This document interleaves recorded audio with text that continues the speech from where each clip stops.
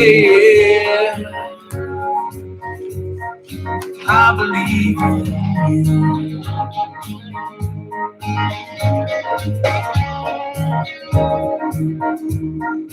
I don't believe in lucky sevens. I'm not sure about Loch Ness, but I know I believe in angels. I believe in happiness. Good Saturday afternoon to you. I am really excited to be back here. We're going to talk about the news and talk about what's happened in the past couple of weeks with J.C. Schweingruber of Vista Front Partners. I'm going to bring him to the broadcast right away. No delay. We've got to get into this. What in the world has happened? Oh, everything and anything. Hey, by the way, congratulations for being back. I know you've been gone for a couple of weeks. Everybody missed you. So I hope everybody's having a great Saturday. For starters. Yeah, I mean, the world kind of went into chaos, didn't it? I mean, we've got inflation numbers that were 40-year highs. So we're really looking at going back to 80, 81, coming right out of the Carter years. Mm-hmm. And geopolitical turmoil, oil shooting up,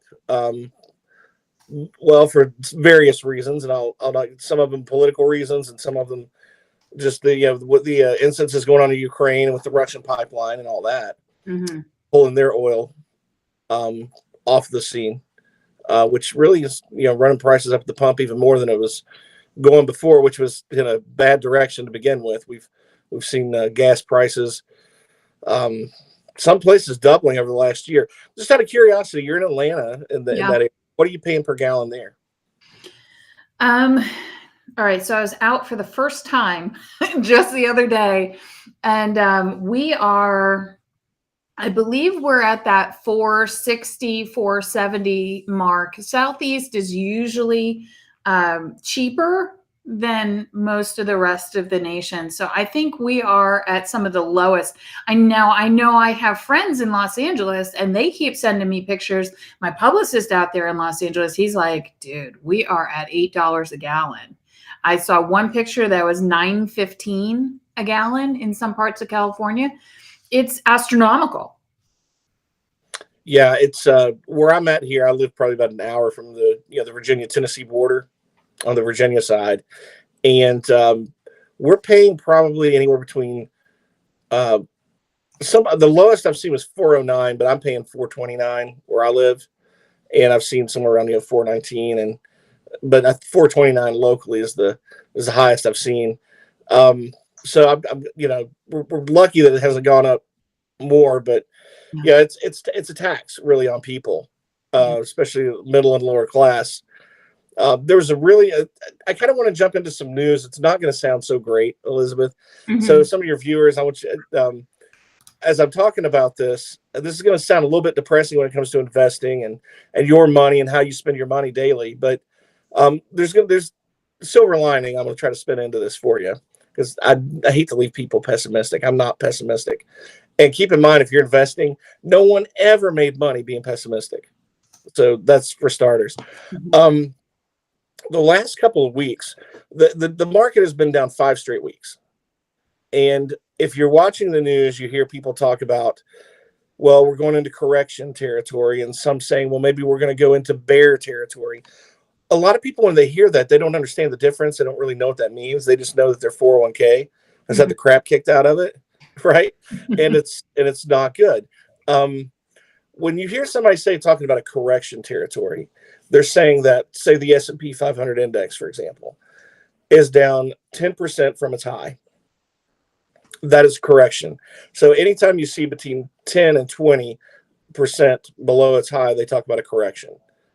That's a good chunk of money to be down. Okay.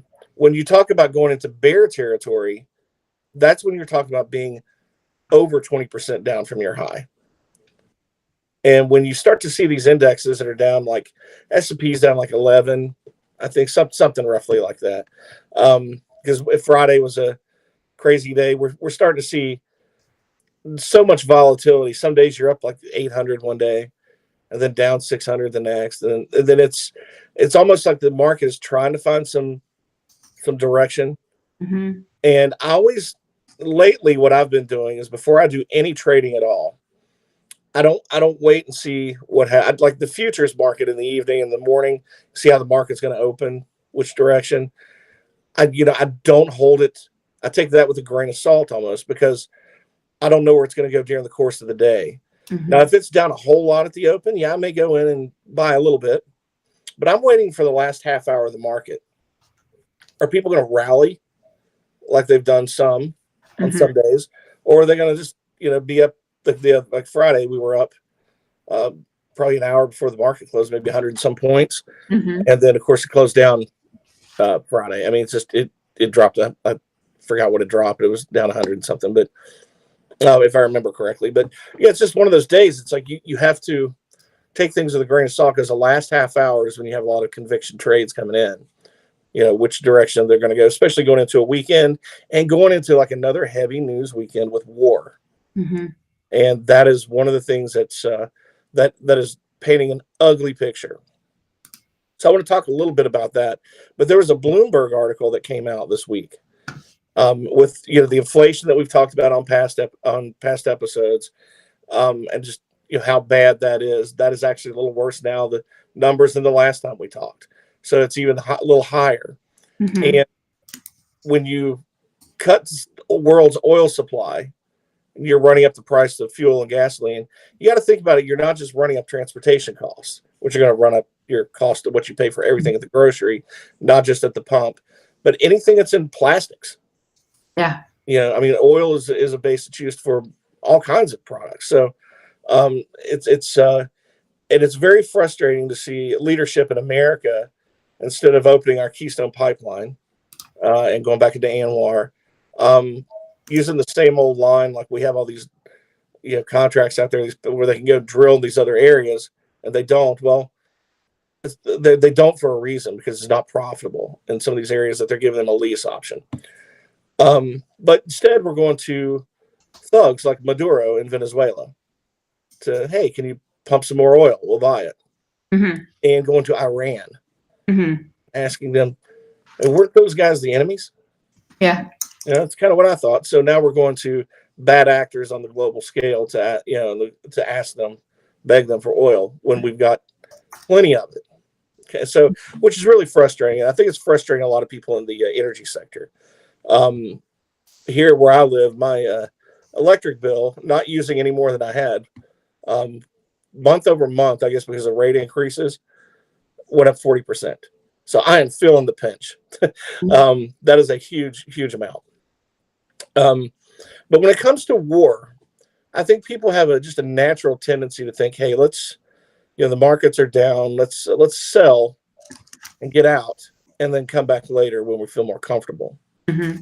But I want to caution people about doing that, because that is a classic mistake in times like these to sell. Mm-hmm. Now, you're emotionally tied to your money. You don't want to see losses. I totally get that. I don't like to see my clients down any either. Mm-hmm. But you have to understand something. Let's just say you sold right now, or went to go into your 401k and borrow. Right now, like I mentioned before, the article from Bloomberg, 64% of Americans are living paycheck to paycheck. Jeez. It's hard to save. It's even harder to think, hey, can I go put money in an IRA? I mean, these are the people who need to invest the most, right? These are the people I want to help. I want to see them succeed. I don't want them to struggle and retire 10 years later than they should. Yeah. So you have that issue, and then you think, well, maybe I should take a little out of my 401k or take some out of my investments and sell. And if people need money, I totally get that. I just hate it's at the worst time. Mm-hmm. But what you're essentially doing is saying, hey, everything's sold off. I'm down 20%. So I'm going to sell what I've got left at a loss. You don't have a loss until you sell. That loss is not locked in. But you are going to take that loss. But what you're saying is, I'm going to sell, and I'm going to come back when I'm more comfortable on a better day when the markets are up. Mm-hmm. So you're selling something at a 20% discount to go back and put money back in when things have gone up 20%. Mm-hmm. So basically paying more and getting less shares. That is not helping long-term growth. That is a classic mistake to put yourself behind a decade. And I always like to use a sports analogy. People kind of get that if you're in a football game, you're playing football. If you're going to make a mistake, it's best to make that mistake in the first half, first quarter, second quarter. You have time to overcome those mistakes, learn from those mistakes, and do things the right way. This is a classic mistake, selling right now. You don't want to do that if you're in the second half of the third quarter or going into the fourth of your career before you retire. That is a devastating mistake. That's how you lose the game. You throw an interception we have 6 minutes to go in the fourth quarter, and you're down by a touchdown. You kind of gave the game away. The best you can hope for is overtime, and again, working longer than you wanted to. So I want to caution people about doing that. Again, I'm very empathetic. I know times are tough, and sometimes people need money. You have expenses, and it's just a bad time. So I wanted to go back and look back at war. So I just thought to myself, well, how has the market handled war over the last few decades? Right? Because God knows we've had enough of them. So Elizabeth, I go back and I look up. Well, first of all, I'm looking to see if anybody else had done this research, because why reinvent the wheel? And I found out that somebody had. So this group, advisorpedia.com, you can find, they're easy to find. They're a popular website. They actually went back and looked at 50, according to this, 50 major geopolitical and warlike events since the 1950s. Wow. And more importantly, what happened to stocks during each time. And here's what they found in the big, bold letters. I'm just going to read this verbatim.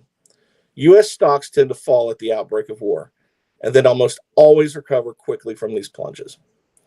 Now, I just kind of want to put out there, I mean, when you read articles like that, it's almost, I'm not trying to belittle war, because there are millions of people affected by this. Mm-hmm. And this is horrible stuff. But, if you're looking at money and the numbers, the research said that stocks dropped around 10% in the first few days following the outbreak of the war. But 1 year after the onset of war, they gained an average of 11%. So you sell out and then you buy in at a higher price. Well, that's not how you make money. No. And, if history holds true, the weakness in these stocks, I'm not going to say now they're going to be short-lived, because we have some other challenges. But they actually put some graphs on here, some charts for you to look at, to show how the S&P performed during the first Gulf War, the second Gulf War. The last time Russia and Ukraine got into a little conflict back in 2014. What is the website address? I want to bring that into our broadcast so we can take a look at it while you're looking at it. What is the website address? I am going to link it to you right now. And let me find my Facebook page, and I'm going to send it to you, because there's some really interesting charts on here. Let's see. There you are. All right. All right. We're taking just a moment. We're going to try to bring up the website that JC Schweingruber. I have to do my mouth exercises before I go on to my shows, because my mouth is lazy. I've taken 2 weeks off and everything's sleepy. So you were just going over the history of what does the market do in a war environment, wartime. Yeah. And I definitely want to go ahead and bring that up. So go ahead and continue telling us what you're seeing there. I'm going to work in the background to be able to bring that into the broadcast. Okay. Yeah, if you scroll down through it, you'll see a couple of charts. Okay. But what I want to kind of mention, because this article made one really, really heck of a great point. This is the most watched war in the history of television. Because when you think about it, it's not just the 24/7 media that I harp on for overplaying events and making it, if it bleeds, it leads kind of thing. Mm-hmm. What they all, but if you look at it now, we're seeing clips on TikTok, YouTube, Twitter, Getter, Facebook. We're seeing real people out in real circumstances filming these things and the tragedies. So this is the most watched event, really, at war in history. I was thinking that this morning. I thought it was so interesting because, we're going from Putin and what he's literally saying, and it's translated live, or not live with Putin, but it's translated with everybody in Poland and Ukraine. And I'm just like, oh my gosh, the wealth of information that's currently being published and shared with everybody is phenomenal. I mean, we never had that. We didn't have that with the Afghan war, with Desert Storm. We didn't have it with any of that. Yeah, exactly. But this article goes on to talk a little bit about some other things I kind of want to bring up, because not only do you usually have a snapback and during war times, but it kind of goes on to say, so don't panic, and all this, and which is good sound advice. But we have some other things that are going on in the market right now that are going to keep things very kind of volatile for a while. And it's not just what happens. So even if they resolve, have a ceasefire, a peace agreement, or whatever, we're still going to see things like this roaring inflation. A lot of people are asking, are we going into a recession? Well, you hate the R word because it's a self-fulfilling prophecy. And you never know till the numbers come in a quarter later whether you were in one or not. So it's in hindsight. Keep in mind, the market is a forward-looking animal. It doesn't look in the rearview mirror. It keeps going forward. So if the market is correcting, it's probably indicating that there's probably a recession. We've had supply chain issues. We've had inflation that the Fed hasn't even started raising rates yet. They will next week. And if we're hovering around 10%, and you got a 5% pay increase this year, and you're like, hey, great. Well, you know what? In reality, you just lost 5% of the value of your dollar. Mm-hmm. You know what I mean? So you're not keeping up. And then when they raise rates, it makes things more expensive anyway. But they have to raise rates to rein in inflation. And if you think you're setting at 7 to 10% inflation, and you're going to raise rates at 2%, well, you're still losing 5% to inflation, and you're not corralling it back in. So Paul Volcker, who back in the 80s had to rein in inflation, a lot of people don't remember this, but interest rates went up to 20%. How much are we going to have to do now? It's a I'm going to breathe through that. thought. But I'm going to tell you one thing. If rates go up that much, every client that I have is going to have some CDs in their portfolio. We're locking them in for like 10 years at 20%. We're doing that, I'll tell you, because you won't see those again in our lifetime if something like that happens. So, people are asking, with all this going on over there, is it like it's so natural tendency to want to sell? Yeah. And, when I talked about the correction versus bear territory, a lot of people don't realize this, but the Dow Jones that we follow so much, and you see the index every day, that's only 30 stocks. The S&P 500 is really just the top 500 companies in America, top 500 biggest in the country. And that's a really good indication of where the overall market's going, but they're cap weighted. So the bigger the company, the more important it is. So your top 4 or 5 companies out there, they have been holding water for the rest of the index for a long time. If you pull the hood up and look underneath on the S&P 500, it's 500 stocks. I like to look at the advanced decline line, and what that is the number of stocks that are advancing every day versus the ones who are declining. And you'll see it's the top heavy ones that are keeping everything up. And here's a really interesting number. So if people are saying, well, it has, is the stock market going to crash? Well, a crash is, I would say 20%, 30%. That's to me as a crash, not like everything gone, because these companies are still going to be there and they're still going to make things. But how do we know some of it hasn't? Did you know right now the Nasdaq, which is another index we all follow, which is, the reason that's there is there's so many more companies in it, but at the same time, it used to be very tech heavy, but they have looser, I guess, regulations to get into that index than you would on a S&P 500 or the New York Stock Exchange. So the Nasdaq is a place where they trade. You get to see the Nasdaq 100 when we see those indexes that pop up. But did you know that Nasdaq stocks have sunk, according to this here, to yearly lows more than any point in the last 20 years? So what exactly does that mean to the common person watching this? Well, so your S&P 500, your top 25 companies may be doing great. Your bottom 250 may all be in the red. And that tells you that they've sold off. Most of them have been in correction or bear territory for a while. Yeah. So a lot of these good companies in these indexes have been selling off for quite a long time, and it's finally catching up to the Amazons, the other Googles, the Microsofts, all these FANG stocks that we see, Facebook and Twitter and Netflix, and and all these big companies. So they get caught up in the sell-off too, but there's a lot of these companies who have actually been down. And actually, this article mentioned something I've been really big on for a long time. One of the industries that have had the best over the last 2 or 3 years, especially with this supply chain shortage, the semiconductor industry, the thing, those chips we need for our cars and our phones and everything else under the sun, our computers. I am so big on that industry for the next decade. Like the next few years, I think are going to be huge for this industry. However, you got the two biggest ones out there. Taiwan Semiconductor that we hear so much about. NVIDIA is another big company. So they had just busted through their earnings for 2022 and gave us like this huge, great outlook going forward. But did you know that those have already fallen 20 to 30%? Really? Despite outperforming everything everybody thought. So Really? that's bear territory. So when you think about it, if you think you're selling an index, I mean, you're selling so many things, and then like an index fund, you're selling so many things that are so far down.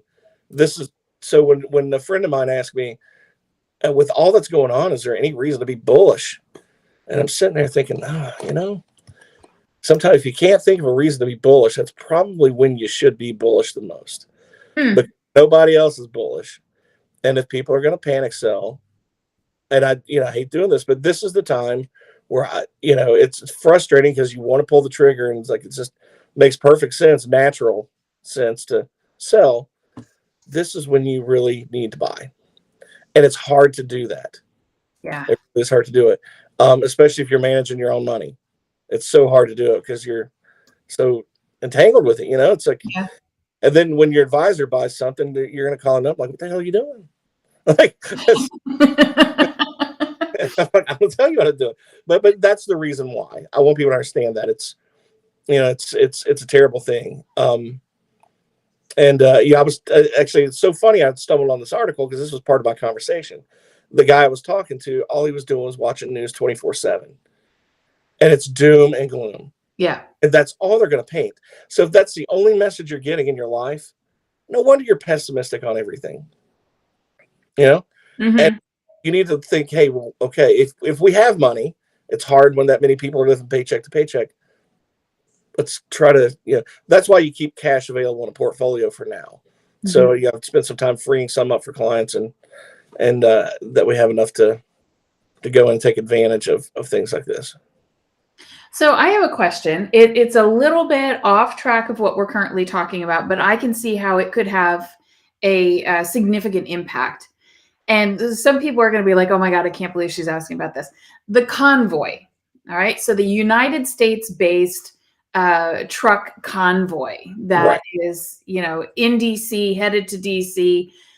Where do you see that making the biggest impact, if any impact at all financially? Because for me, just looking at it, trying to decipher it with just my own intelligence, I saw what happened in Canada last month.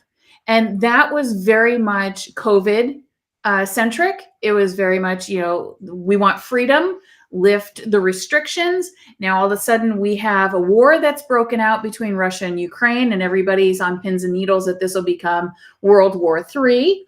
And COVID's gone, just like that. Yeah, nobody's talking about COVID anymore. Yeah. But the convoy's still headed to DC, and I was watching a little bits and pieces. I try to get everybody's opinion on it, but it's hard to get everybody's opinion on that particular topic because it's just not being covered. So now it seems like the focus is, well, we have to get gas prices down because obviously in today's world, gas prices indicate everything. And I was having a conversation with my daughter who's in college, and she's very, very concerned, because I told the girls, I said, listen, this is going to get way worse before it begins to get any better. So expect gas prices at $5 a gallon for quite a while, if not more. Expect this, expect that. And she said, well, Mom, how am I going to know that this becomes to get any better. And I said, your gas prices will go down. Why? Because let's look at livestock. The livestock, they have to have feed. The feed comes from transportation. The livestock has to go to processing through transportation. The meat has to be processed and then brought to our stores through transportation. And that's just one example. I said so many things are hinged off of transportation. So the more our transportation costs go up, the more it's indicative that your inflation is here to stay. Yeah. So with the convoy, do you think they're going to be able to make their point, which seems to be financially related at this point? I think their point will fall on some ears, but probably your entrenched politicians in D.C. will probably won't even be there. It's deaf ears at this point. If you're asking, do I think it's going to fall on anybody listening in the Biden administration? Absolutely not. They have been, and again, I'm trying not to get too political, but you had in the previous administration, whether you liked him or not, there was a very pro-energy, let's go for energy independence, and we achieved it in a short time.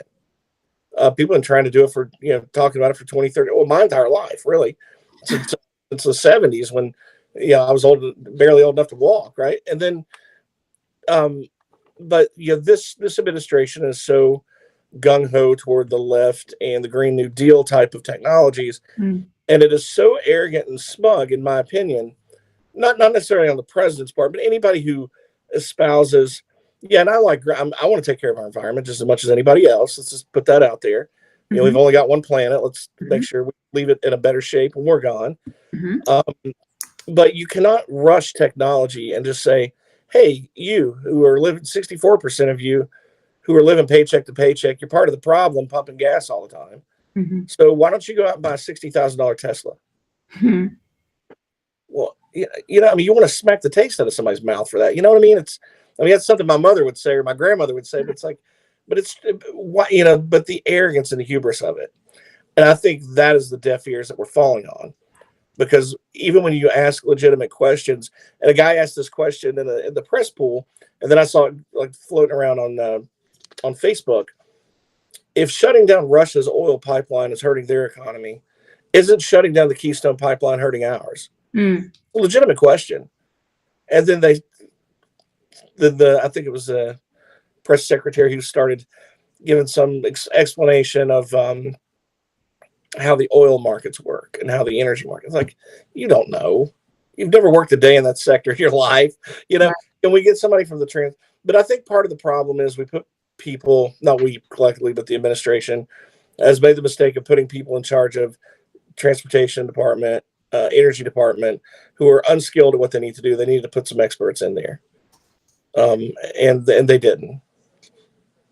So I wanted to look this up because I was just talking to a friend of mine who said that the Tesla prices have come down a little bit. So I was looking at their stocks. It looks like they're down. They've been down for a while, but for the past 5 days, they took a 7.12% loss for Tesla Inc. And the cars, my friend had mentioned that they're now below 60,000. And the cheapest one I'm seeing right now is the 2021 Tesla Model 3, and that's right at 50,000. Now, that's just online. Once you go into the dealership, the days of haggling and trying to beat the markup and stuff, like that's over. We're paying the markup no matter what, because for the first time in my existence, cars are keeping their value, which is really interesting. But you talk about a $50,000 car. When the people, in my opinion, that are living paycheck to paycheck, the middle class and lower, less income earning people, you're talking about they're trying to find a car for 11,000 that's going to get them around for a few years, or less than 10,000 that's going to get them around for a few years. There's no way in the world can they even think about Tesla. So it just seems like such a privileged, pompous point of view to say, well, just go get an electric car. Yeah, it really does. And if that's the consequence of falling on deaf ears. They don't understand the plight of average everyday Americans, because what is inflation? It's basically the government printing so much money that it's a tax. It is a hidden tax, and that's why they peg inflation at 2% a year. I've got my thoughts on inflation and what the Treasury and the Federal Reserve does every year, and they erode our dollar. So, like if they go out and say we're raising your income taxes, well, we can see that on every paycheck, and we know who to blame, right? Yeah. There's a face through that. But when you have inflation, and that comes out of your pocket, I mean, it goes back to the same, rich side of the fence, unfortunately, and that the only people it hurts is middle class and lower income people. Wealthier people, they don't sweat inflation very much. They have the means to invest in types of things to get around that sometimes, but everybody else has to pay more at the pump and more everywhere else. And even if normal times inflation was pegged at 2% a year, well, years go by, that's inflation's 4%. If you haven't gotten a raise in a couple of years, well, you just lost 4% of the value of your purchasing power every 2 years. You know what I mean? So if wages aren't keeping up with that, which they're not, right. And somebody gets a 5% wage increase and they're like, hey, hallelujah. I'm sorry, but inflation's 10. You just lost 5% of your purchasing power. That is it's a hidden tax, and they don't know who to blame. They blame. And the other side to it that I don't hear so often is just the true history of inflation. We were just talking about Teslas, and Yvonne Bunker, she just said, what about families that have so many people to seat within the car? I've only seen small ones on the road. So you're right, Jane. That was only a 4-seater. Maybe you can get a small kid not in a car seat in the middle. So maybe 5 people in that car that started at $50,000. So she's absolutely right. The larger Teslas are really expensive. But going back to inflation, so this was part of the other side of the conversation that I was having with my daughter. I said, inflation. So what's happening right now in our area, 2 years ago, you could get a 1-bedroom apartment for $1,200.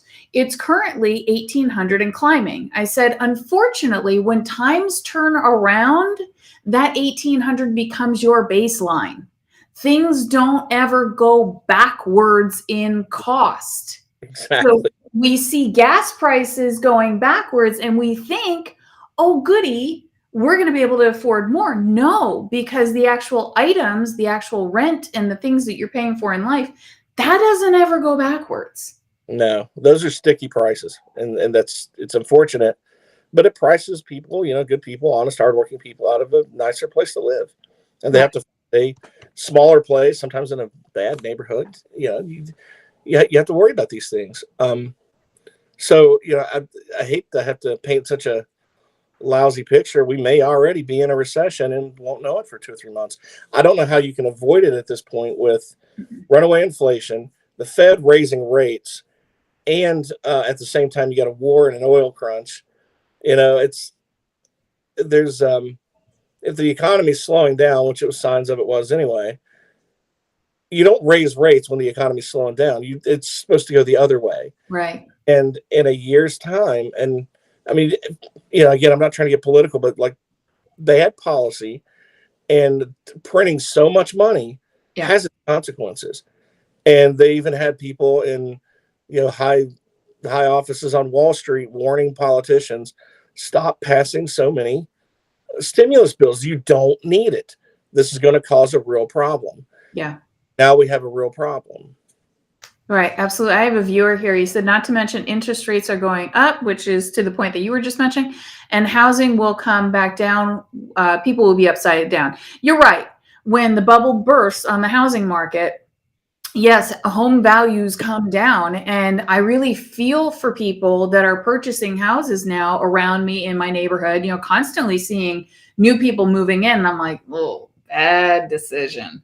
Because on paper, we can look at the current house that I personally bought 4 years ago. So it was in a fairly level market, in the housing market here. I'm sitting pretty on paper. Like, I could sell it for $300 above value. Well, that's great if you want to go live in a tent somewhere, but you don't want to be that person that's buying at such a huge overvaluation. I think this is going to be just a mess, to see people try to navigate through. Yeah, and these aren't problems that get solved in the next 6 months or a year. These are things that work themselves out over a decade. Mm. And so you got to take the long-term view of things. What, for those who are interested in like following, hey, are we in a recession or going into a recession? There's a number that I look at that's really kind of the tell-all to me. It's the 2-year, 10-year spread on the Treasury. Mm-hmm. You'll hear people call it the 210. You'll hear that like the slang referred to on business shows. But I look at the 2-year Treasury and the 10-year Treasury and where they're trading at, and if you watch on a chart, the chart goes down because the spread is getting narrower and narrower. And this past week, I think it got down to only 24 basis points. So we're looking at a quarter of a percentage point between putting your money in a 2-year Treasury and a 10-year Treasury. That's the difference of 8 years. And you're only getting a quarter of a point difference. So the closer that gets to zero, and I think, I don't want to say every time, but I'm thinking it's like almost every time that the 2-year has gone above the 10-year in a recession. And we are getting awfully, awfully close to that. Close. And we've seen recessions without that happening. But every time that has happened, we've seen a recession. Because you always talk about the flattening of the yield curve or the inversion of the yield curve. Just because the yield curve inverts doesn't mean you're going to have a recession. It's a good indication. But if it's just like a short-lived, like a week or so, you know what I mean? And then the curve straightens itself out based on whatever's going on, weird things in the bond market at that time. So we've seen that happen and not have a recession. But when you see that 2-year and the 10-year like that is a really concerning thing to me. We may already be in one and just not have the numbers to verify it right now.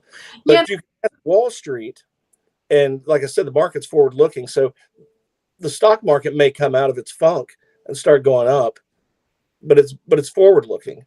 Main Street may be going into a recession and they've already went through their funk and come out of it. You know what I mean? Main Street knows if they're in a recession.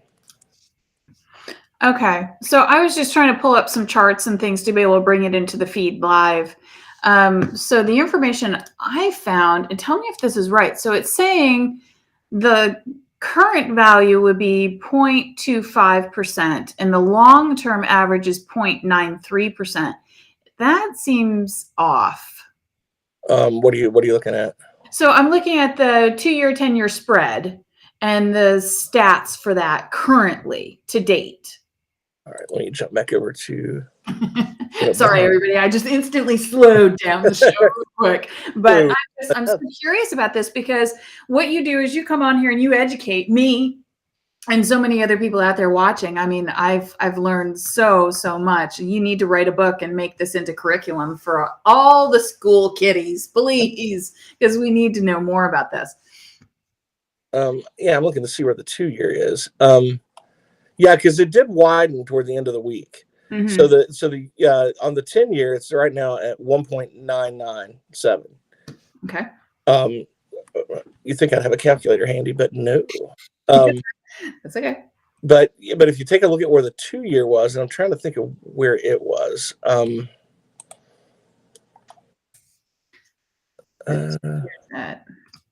1.99. Well, you think it'd be a little easier to find on a week. Actually, where I see this at usually is just on Bloomberg, watching it when it scrolls by, and because earlier in the week, the 10-year, even though it rallied Friday, actually, people were jumping out of the bond, so the yield came back up, but it was actually down to like 1.79, and then I think the 2-year was up to like 1.5. Oh, wow. Or something like that. So, but that's something that I watch, and that changes constantly during the course of the day.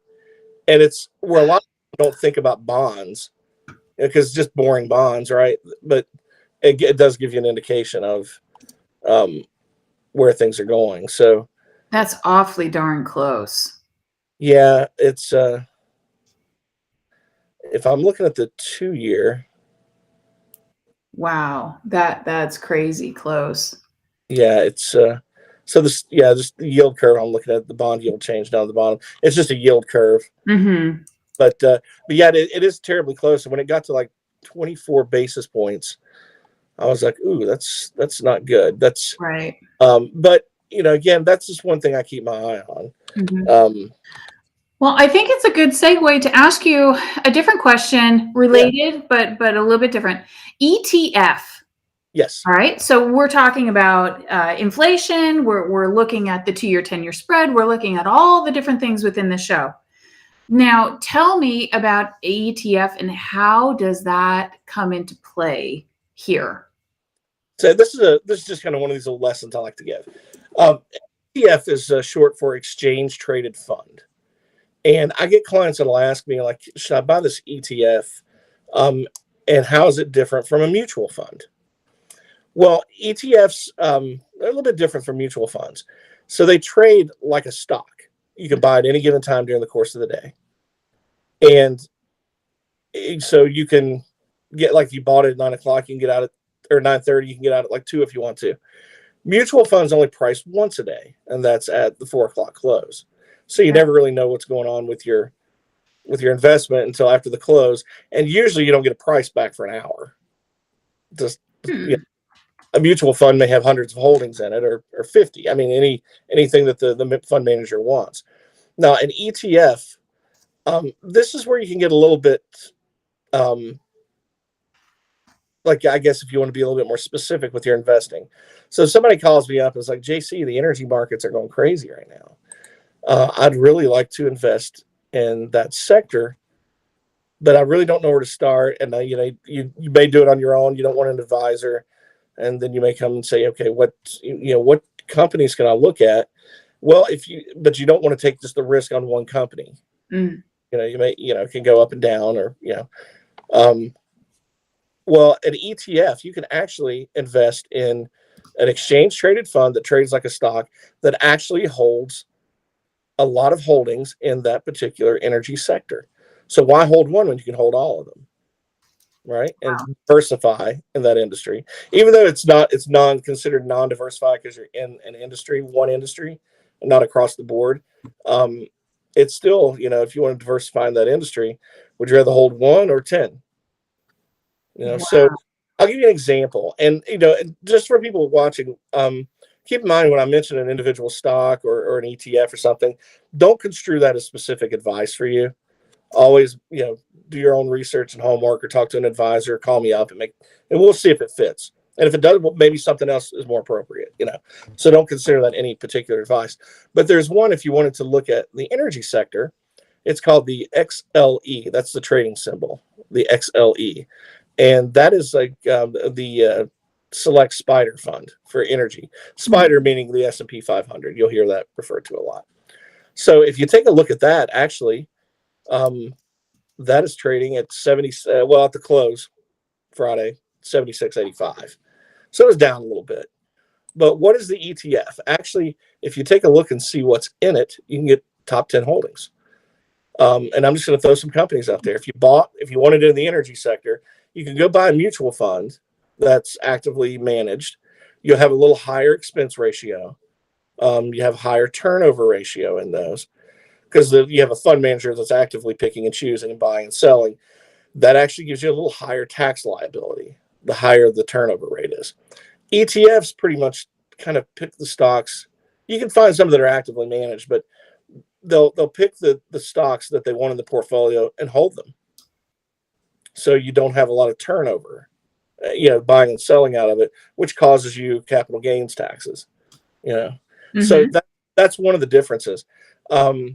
Also, exactly what's in the ETF. You can go look it up. They have to report it day to day. You don't know everything that's in your mutual fund until they report everything that's in it on a quarterly basis. Maybe invested in things you don't even know you're invested in. So there's a little bit of transparency there. So, like, for this one, if you want to get in the energy sector, you can buy this one. It has Exxon, Chevron, Schlumberger, ConocoPhillips, Pioneer Natural Resources, Marathon, Williams Companies, which is out of Oklahoma, Valero. So those are just the top 10. And you can look, and it's all in the oil and gas industry. So that is, one way to do it. Now, that is not the only energy ETF. There are tons of them. So they're not the only one in town, making these up. So a lot of people, it's a big business, these ETFs. For example, if you do just a Google search to try to find, like, you want it in the biotechnology sector. But it really does a lot to, like, you don't have to pick and choose. You have the top 10 or 20 or whatever. Mm-hmm. If you wanted to go into the biotech sector, I just pulled this up, and there's probably 25 different ones that are in biotech. You can even find exchange traded funds that are so specific, Elizabeth, that if you wanted to, speaking to your last guest, invest in companies that focus in healthcare about cancer immunotherapy, mm-hmm. you can find an ETF that has that focuses on those companies alone. I wish I knew about that. When all these CBD companies were coming into light, and now some of them are really, really large companies because they got into medical cannabis, and then cannabis for recreation and CBD and everything. And that's really interesting to be able to target things by sector, by the energy sector, certain particular healthcare, right? So you were just talking about cancer. That's so interesting. And you're right. Why hold one when you can hold 10? And it takes the risk out of owning just one. Huh. So, and then you don't have to play my role when somebody says, hey, it's going to the energy sector. If I'm just putting you into a mutual fund or an ETF, I'm not doing my job, because I'm out there to find the best 2 or 3. Mm-hmm. You know what I mean? So it's a little bit different, because I tend to, there are times where I'll put folks in an ETF just to spread that risk out. But yeah, there are times, if somebody's just putting you all in mutual funds and you're paying them a fee, they're probably not doing their job very well. Does that make sense? Mm-hmm. Totally makes sense. Their job is to find opportunities, not to, here's a fund and I'm going to charge you for somebody else doing the work. You know what I mean? So, yeah. But yeah, so that's a difference. So yeah, it is, I guess there's some pros and cons out there. Most folks, when they get in, they just kind of want to leave it alone. So for a lot of folks, I can see where mutual funds are probably advantageous. But if you want, because they're more likely to be actively managed. Mm-hmm. But if you want to have lower minimums, like sometimes a mutual fund may have a $2,500 minimum to buy in, or Mm-hmm. $1,000. With an ETF, you can buy in for 1 share. Really, Wow. the only cost you're paying is commission, and then a lot of these firms are going commission free. Mm-hmm. Like the company I used to put my clients through at Charles Schwab, there's no commission, so that's just another fee you don't have to pay. So yeah, be cognizant of those things. But ETFs have lower fees and expenses in general too, so that certainly helps out. Now they do have dividends, where some of the companies in there will pay dividends, so you'll still get that. You don't have so much of the capital gains taxes because they're not out there actively selling. Mm-hmm. Anytime there's a gain, they just hold those companies for you, and then when you sell, that's when you have a gain. But even energy stocks have been in a way beaten up too. Some of them have rallied, but they've everything's been kind of caught up in this whirlwind of this crazy market. So, like Warren Buffett says, when everyone is greedy, it's time for you to be fearful. And when everybody else is afraid, it's time for you to get greedy. And just tough circumstances with the inflation and rising rates and things. But, don't make the classic mistake. Just to remind people, don't make that classic mistake of selling out in times like these. You just got to cowboy up and do the right thing. And if you have the means, add to it. And time to time, even if you just need a conversation with somebody, call your advisor just to touch base. And Well, absolutely. And your information is scrolling along the screen. So it's JC at vistafrontpartners.com for people to be able to email you, contact you, ask questions, get into that relationship with you. And you are a wealth of information. I do have one last thing, and I know we're almost coming up to an hour, which I love these conversations because you're truly donating your time to all of us. But I was listening to a leading commentator, and he was quite frustrated, and he was trying to make the point that, the rich are looking at this and they're like, oh, okay, I have to allocate some funds to be able to ride this out. They've already invested in gold and silver, and they've beefed up their portfolio. They've seen this coming financially. But the people who live paycheck to paycheck, and, I have a girlfriend of mine, and she had posted, oh gosh, 2 weeks ago. So before all of the escalation between Russia and Ukraine really, really hit the main stage in media, right? So that it's in all of our houses. Before that, the gas prices were rising. And she was saying, gosh, what am I going to do? I have all these kids. I got to get them to soccer. What in the world am I going to do? How am I going to continue to be able to pay this? Because we already don't have extra funds. Like, we have a house full of kids. They're all at home. We just don't have it. So and this is probably a really hard question to answer, if there's even an answer to the question, what can the average American families do to try to protect themselves or just be able to be financially sound in some form or fashion before we get to the upturn, before things start to come back? Because eventually it will. But at this point in time, everybody's throwing in the towel. It could be a couple of months. It could be years. It could be 10 years. Like, we don't know where the turnaround's going to be. Yeah. The rich folks in Davos, right, that I have to refer to at these annual meetings of the powerful and rich. And, they see this stuff coming. They have the means to be proactive. The rest of us, the only thing we can do is be reactive, because we don't have the means to invest the way that they do, and plan the way that they do. And like I said, inflation and things like that doesn't really hurt them. It's a tax on the rest of us. What can you do? Really, there's nothing you can do except family by family, person by person. Maybe sit down and just make a budget of what you need and what you don't need. As much as I love Netflix, is they're going to get a point where Netflix raises their prices where I'm like, even I'm not going to do that. Like, I've noticed that with things at the grocery store. I was walking by looking at, I love a good burger on the grill, right? But I walked by one day and I guess meat prices had shot up, like, to the point where, hey, I noticed it. I normally don't even pay attention. Yeah. And then I looked at it, I'm like, you know what? I love hamburger. I don't love hamburger at that price. I'll come back next week. Same thing with soda. I drink soda like it's going out of style. It's my worst vice.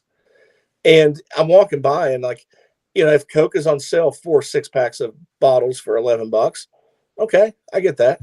But when it's 2 for $11 or 3 for $11, that's fine. I'll drink water with my little flavored mango. Don't need it, So I think when these companies see that there's a pricing point that they can't get past, I think that's maybe when things might, start to turn around a little bit. So I guess just family budgets, what you need, what you don't need. Are you watching enough Netflix to justify it every month?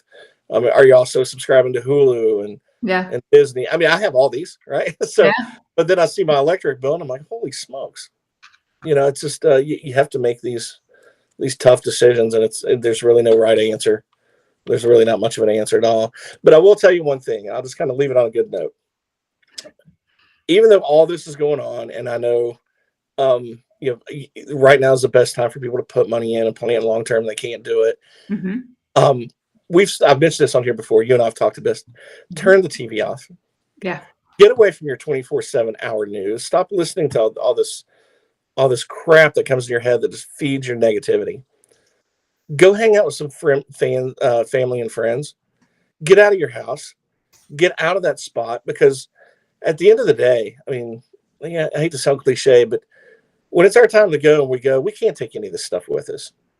We plan for retirement and plan for, all this, to travel and this, that, and the other, but and hopefully you have something to leave for your heirs, your family, your kids. I mean, you got kids, grandkids. You want to make sure when your time, Elizabeth, they're taken care of too. The richest thing that we have in our lives is each other and the time we spend. So get away from the news. Stop watching 24/7 hour Ukraine. I feel bad for them too. Send some good vibes and prayers. And there are charities out there if you want to put a few bucks to send care packages to go to Poland for all these refugees that are flooding over there. I feel for them. But sometimes you just got to tune the world out and just let it take care of itself, because we are rich people. Like at the end of your show every day, we're so blessed. Mhm. That is our true riches, one another, ourselves and each other. And live life one day at a time and appreciate what we have and the gratitude for each other. That's wealth. Mhm. That's something that people hopefully in Davos have too. But all these people that we talk about that can plan ahead, get around these things, and the rest of us can't. I like to think in my head that in some ways I'm richer than some of the richest people on the planet when it comes to quality and of life. So think like that. And I promise you your day will get better, even if the market does suck for another couple of months. I agree with you. I do. And that is a huge blessing. That's why I do that at the end, because whenever we wake up and we can put our 2 feet on the ground, we can open our eyes, we can hear the birds, we can breathe the air. It's a gift because tomorrow's not promised for anybody. And I love what you said there. Thank you so much. A lot of people think, oh, JC, he's a bean counter. He's one of those numbers people, even though you're not an accountant, but you work with numbers, and it's nice to hear that side of things, because the information that you share with everybody is really so easy to implement. It's such wonderful information that we all need to know. And I think you just have an amazing journey in educating people. So I want to say thank you so much. You've gotten us caught up to speed. It's crazy in one word. Like, that covers it. It's bananas. Well, I appreciate you giving me a chance to come on here and talk, and just I hate I took up so much of your time, but No. But it's always a fun conversation. Oh, you never take up my time. You fill my time. So thank you very, very much. And hey, if you have some time, I'd love for you to come back on next weekend. I'm here. All right, awesome. All right, well then I will see you next weekend, JC. Have a wonderful weekend, and thank you again. All right, take care, everybody. Have a great weekend. You too. All right, everybody. So on with the news. I love that. I love the hour that we get to spend, and he just feeds us. It's just so wonderful. So his information has been scrolling at the bottom. Make sure that if you have any questions, if you'd like to get into a relationship with JC and see what you can do with as little money or as much money as you have, because there's no minimums with Vista Front Partners, go ahead and email him at jc@Vista Front Partners. And you see the logo up there on the screen, but if you're listening to the show, it's VistaFrontPartners.com. And you can contact him any day, weekend, weekday, it does not matter. He will make sure that he gets back to you, and you are highest priority on his list. Now, we have some birthday people, and I want to make sure that I queue up the custom birthday song sent in from Platinum Planet Records. Justin Peters has the happiest birthday ever, and we're going to wish Derek Tuggle. Today is his birthday. Happy birthday. Let me get rid of me. We don't need to see me. We need to see the birthday people. And all your dreams come true. Happy birthday to Wayne Hall. And I pray that the sun Happy birthday to Jane Yvonne Bunker. May you smile every second and remember always I wish There's more happy birthdays. the happiest birthday. Happy birthday to Rosanna The Tetta. happiest birthday. And all your dreams come true. Happy birthday to my sister, The Pamela brightest Sloan. of all day. And I pray that the sun will shine on you. May you smile every second and remember always I wish you the happiest birthday. The happiest birthday. We wish you the happiest of birthdays, and we hope that you have a wonderful birthday yesterday, today, tomorrow, this week. And if you have a loved one that you would like to, oh, you're very, very welcome, Jane. Happy birthday, birthday girl. She is connected. Thank you for watching the show. If you have someone in your life that you would like to wish a happy birthday, we also do sobriety birthdays. anniversaries, engagements, any type of announcement of positivity out there in this world that you would like to share, I'm going to type in the email, which is ecooperstudios with an S on the end. So that's ECOOPERstudios@gmail.com. And that email is if you would like to submit a birthday, a sobriety birthday, anything that you would like to be announced during the news segment every Saturday, please send it to this address. If you're interested in being a guest on the show, ecooperstudios@gmail.com. For any questions, comments, whatever you would like to tell us, go ahead and email us at ecooperstudios@gmail.com. So now we have some news stories, and I actually have a really interesting news story. I want to make sure that we are saying hello to everybody. Larry says happy birthday to Jane. The birthday girl is connected. I saw the other birthday girl, which is my sister. She was connected just a moment ago. Here she is, PJ Sloan. She has a birthday coming this week on the 15th. And all right, so now on to the news. I lost my button. Let me connect my button. There we go. Okay, so now on to the news. I have a really interesting story for you. And yes, this is a hand with a dime, and it looks like a little white dot. Well, what is that little white dot? Well, I'm going to tell you all about it. This is a pearl that is worth thousands of dollars. And here's how the story goes. So Michael and Maria Spressler, they got married 34 years ago. And their story goes a little bit like this. 34 years ago, they went to a beach location. They had a wonderful evening. They ate some shellfish, and they just wined and dined and had a great evening together. 34 years, flash forward, they go back for their anniversary. And Mr. Spressler, he was eating some of their clams, the half-shell clams that they absolutely love. And he bit down. He says, I thought one of my molars cracked. He spits it out and finds that it's this pearl. They assess the pearl, and it's worth $320,000. And so by the end of the story, they're saying, my goodness, here's the actual quote from Maria Spressler. I would like to have it set in a nice piece of jewelry, maybe a mermaid or something nautical, Maria said. It's a beautiful remembrance of that day, and what we have is so special. And I really love stories like that. It's 8.8 millimeter pearl that they found in the clams that they were eating. So congratulations on your longstanding marriage and your anniversary to Mr. and Mrs. Spressler. Next up in the news, I love these pictures. Look, we got a couple of guys here. I got to bring this solo. Look at him. Look at his eyeballs. Oh my gosh. All right. So what is this all about? So photographer takes hilarious pictures of dogs catching cheese to raise money for charity. 56-year-old photographer Carolyn Cowan recently snapped pictures of 41 dogs lunging for cheese at a charity catch-a-thon event. I didn't even know that was like something.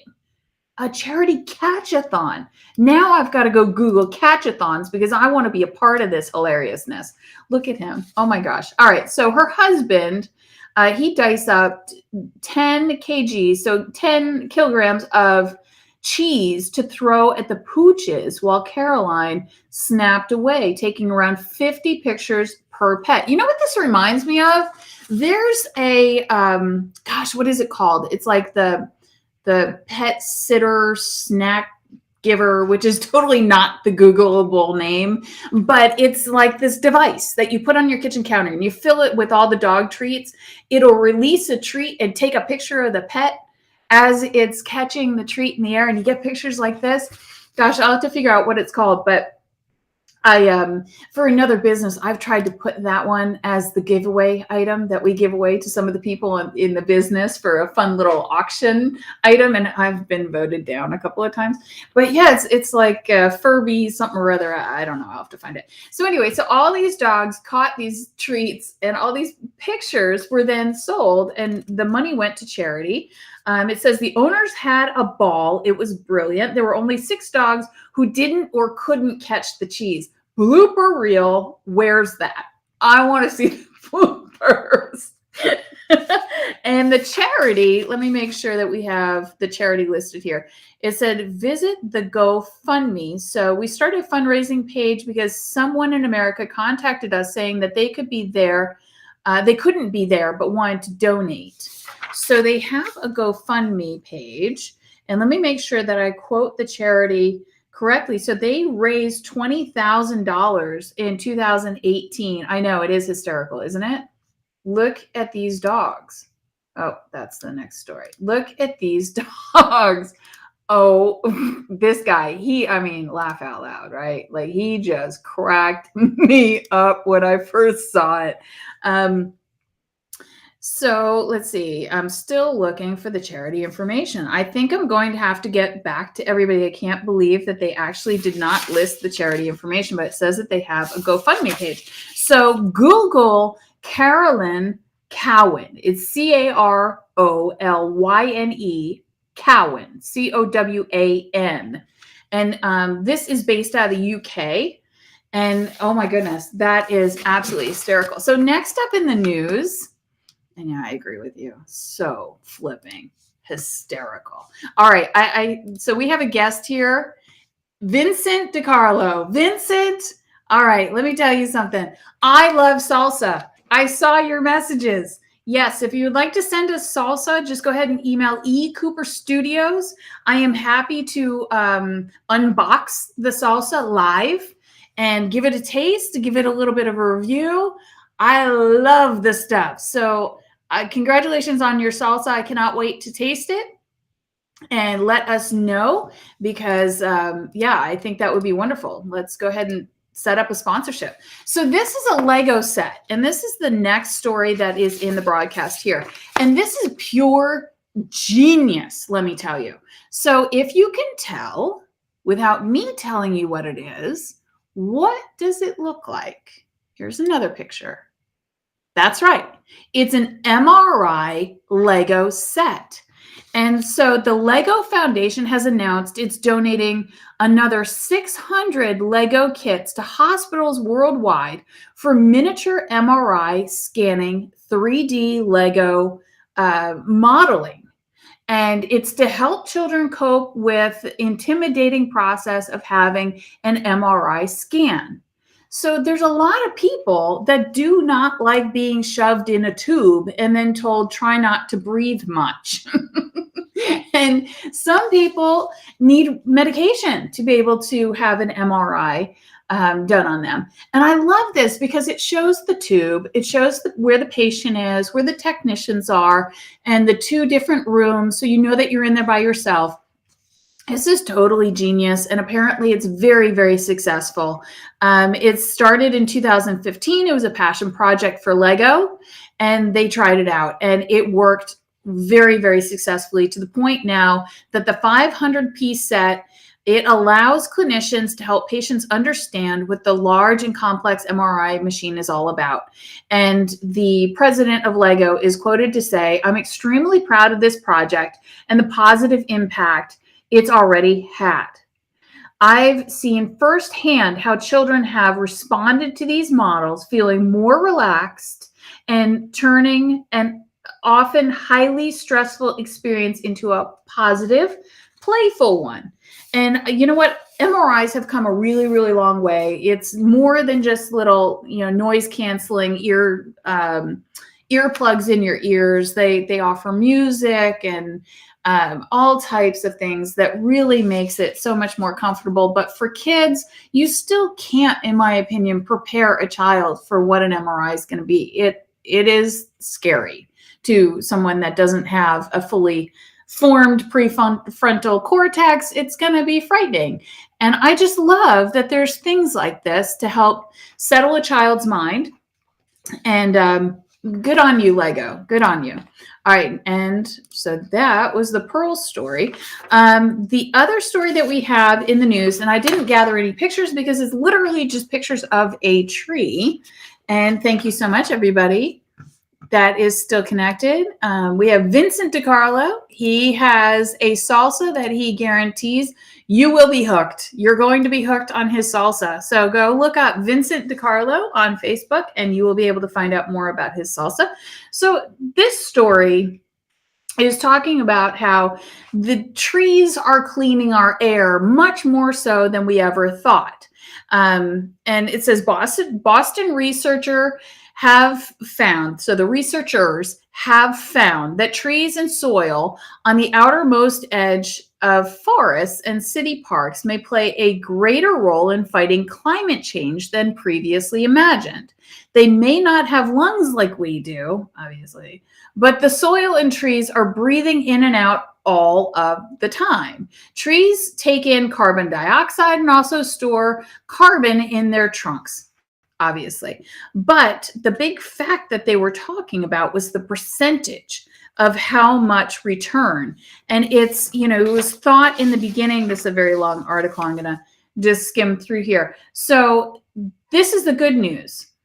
Considering over 25% of the landscape in the north to the east of the United States is covered by an edge, but it doesn't mean that more forest fragmentation is a solution for sucking more carbon out of the atmosphere. Carbon storage along the edges of fragmented areas does not come close to offsetting the negative side effects of losing forests, like releasing carbon long stored underground back into the atmosphere. Super, super interesting. So it's basically saying that